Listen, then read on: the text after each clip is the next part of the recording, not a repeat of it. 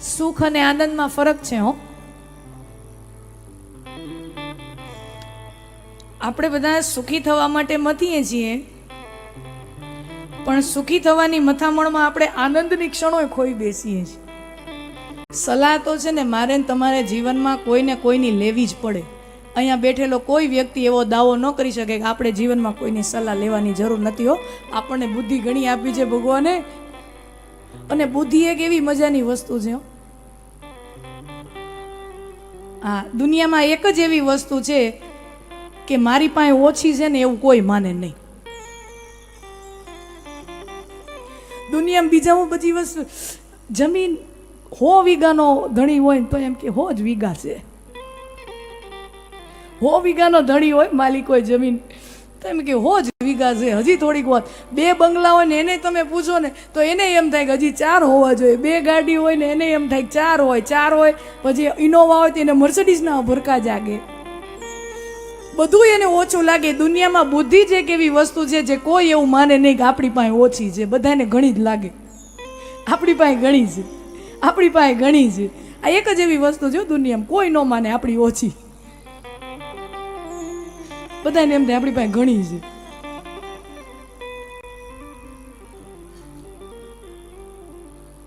તો સલાહ તો મારે ને તમારે સ્વજનો લેવી જ પડે.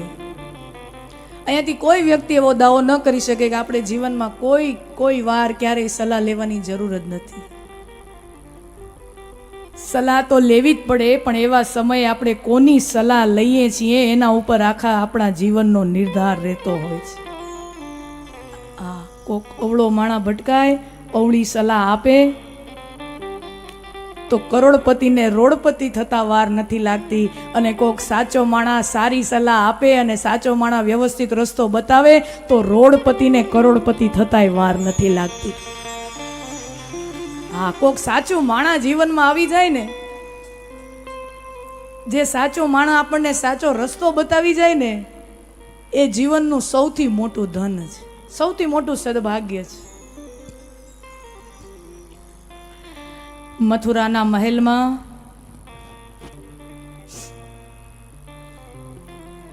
માં દેવકીના 8મા બાળકને મારવાના કાવતરા ઘડાઈ ચૂક્યા છે.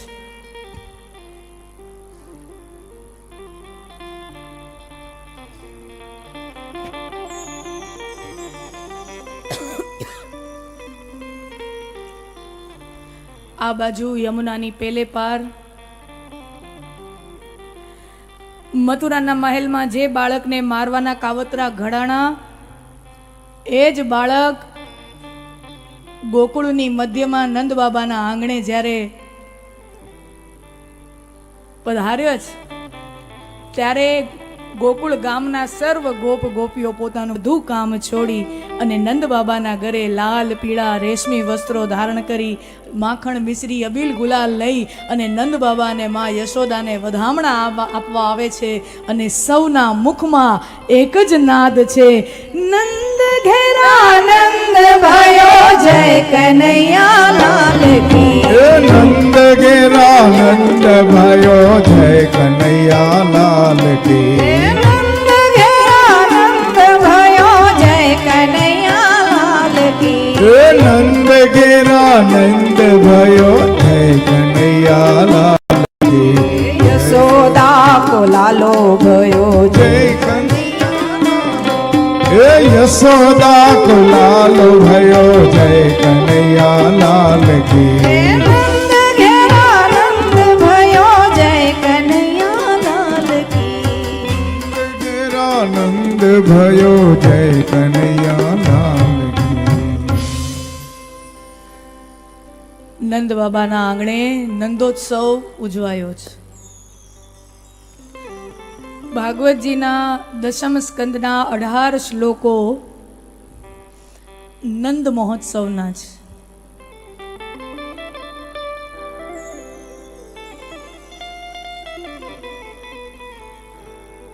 વ્યાસજી આ ભાગવત ગ્રંથના માધ્યમથી જે આનંદનો અનુભવ જીવને કરાવવા માગે છે, એ આનંદને શાબ્દિક રૂપે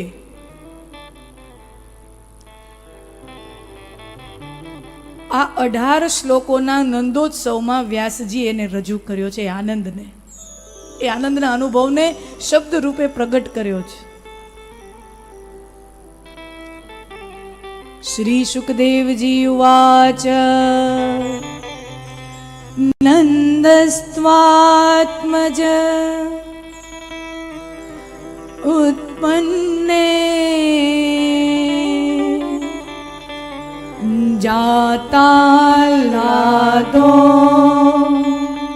મહામનઃ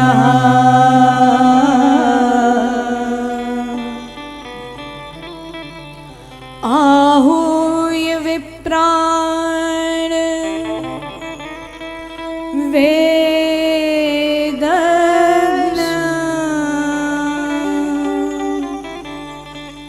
स्नातशुचिरलङ्कृतः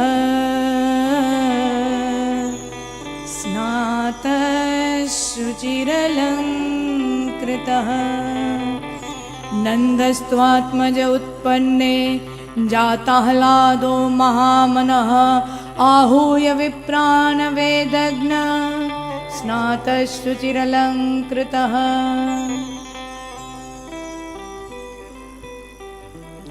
સુખદેવજી મહારાજ પરીક્ષિત રાજાને કથા સંભળાવી રહ્યા છે કે હે રાજન, નંદ બાબાને ત્યાં આત્મજનું પ્રાગટ્ય થયું, આત્મજ જન્મ થયો.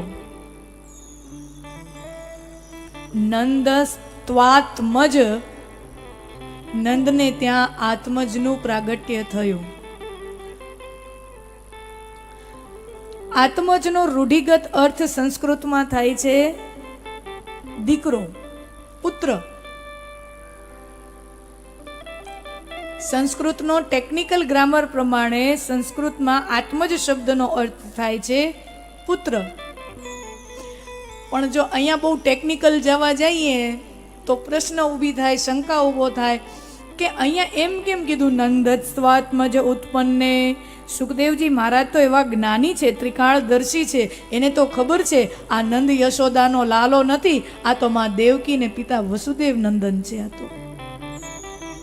આ નંદ યશોદાનો લાલો નથી, આ તો દેવકી નંદન છે, દેવકીનો દીકરો છે.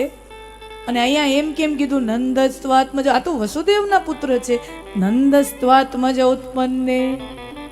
ચલો, નંદ બાબાને જાણ નથી, ગોકુળ ગામને જાણ નથી, પણ સુખદેવજી મહારાજને વ્યાસજી જે આ કથા લખી રહ્યા છે, ગાઈ રહ્યા છે, એને તો ખબર છે કે આ નંદ બાબાનો દીકરો નથી. તો પછી અહીંયા શાસ્ત્ર છે, ગ્રંથ છે, તો શાસ્ત્રકાર અહીંયા આવું ખોટું લખે શું કામ? શાસ્ત્રકાર આવું અસત્ય કેમ લખે? શાસ્ત્રકારે કોઈ અસત્ય ભાષણ નથી કર્યું. શાસ્ત્રકાર કહે છે નંદસ્ત્વાત્મજ ઉત્પન્ને. આત્મજ શબ્દનો રૂઢિગત પ્રયોગ જો કરવા જઈએ તો એનો એક અર્થ થાય પુત્ર, પણ એનો જો તાત્વિક અર્થ કરવામાં આવે તો આત્મજ એટલે આત્મામાં જે પ્રગટે છે તે પરબ્રહ્મ પરમાત્મા. આત્મામાં જે પ્રગટે છે તે પરબ્રહ્મ પરમાત્મા. નંદ બાબાને ત્યાં પરમાત્મા આવ્યા છે. નંદ બાબાને ત્યાં પરબ્રહ્મ પરમાત્મા ચિદાનંદ સ્વરૂપ પરબ્રહ્મ પરમાત્મા આવ્યા છે. અને પરમાત્મા જ્યારે આવે ત્યારે એક જ અનુભવ થાય, જાતાહલાદો એટલે એક જ અનુભવ થાય, અને એ છે આનંદ. ભગવાનનું જ્યાં આગમન થાય, ભગવાન જ્યાં પધારે ત્યાં એક જ અનુભવ થાય, એ છે આનંદ. સુખ અને આનંદમાં ફરક છે. આપણે બધા સુખી થવા માટે મથીએ છીએ, પણ સુખી થવાની મથામણમાં આપણે આનંદની ક્ષણો ખોઈ બેસીએ છીએ. સુખ અને આનંદમાં ફરક છે.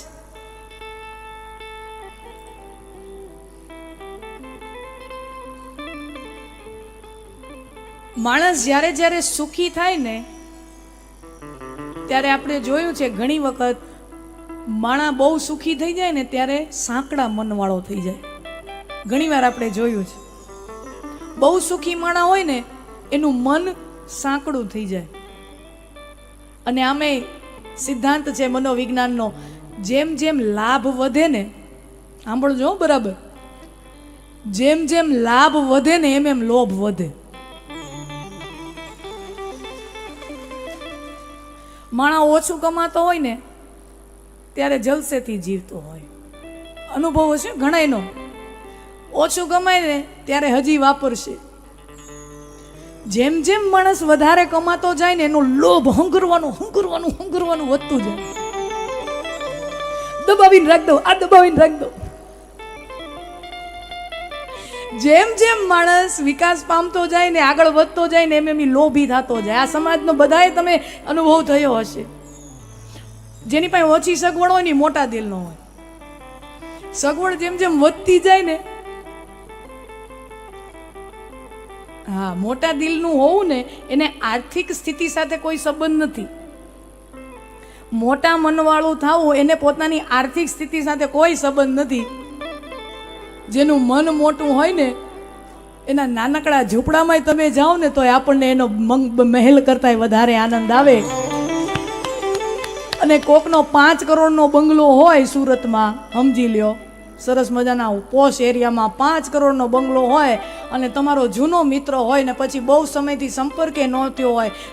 આપણે ગામડે રહી ગયા ને એ માણસ સુરત વયો ગયો, બહુ આગળ મોટો માણસ થઈ ગયો, ભેળા ભયણા ભેળા હતા, પહેલાં એક જેવું હતું બધું સ્થિતિ, પણ આગળ નીકળી ગયો માણા. અને આપણને એમ થાય ઓહો ઘણા, આપણે સુરત કોક કામથી જવાનું થયું, આપણો જૂનો ભાઈબંધ છે સુરતમાં મોટો માણા રહી ગયો, એનો 5 કરોડનો બંગલો ક્યાંકથી એડ્રેસ મળે ગામમાંથી, અને 5 કરોડના બંગલાની બારે તમે એના ગેટની વાંહે આમ ડોરવેલ વગાડો, ટંગ, અને એ દરવાજો ખોલે અને એ તમને આમ કહટાયેલા મોઢાથી કે તમે આવ્યા. એવા હટાયેલા મોઢાથી બાયણું ખોલે ને, આપણને એનો 5 કરોડનો બંગલો ઝેર જેવો લાગે. તને મુબારક, અમે અહીંયાથી હાયલા. હા, એનો 5 કરોડનો બંગલો આપણને ઝેર જેવો લાગે. પણ કોઈ ગરીબના ઝૂંપડામાં હાયલા જાય, જેની પાસે બહુ સાધારણ સ્થિતિ નથી, જેની પાસે હારા બેસવાના સોફા નથી, જેના ઘરમાં એસી તો હું પંખો માંડબટ ટૂટુક ઢચુક બગડેલો પંખો ભરે છે, પણ તમે એને જાઓ અને આમ વહાલથી હઈને આમ દોડતો આવે, અય મારા વાલા તું આવ્યો, આવ ભલા માણા એમ કરીને આમ દોડતો આવે ને, આપણને એનો ઝૂંપડું મહેલથી મોટું લાગે.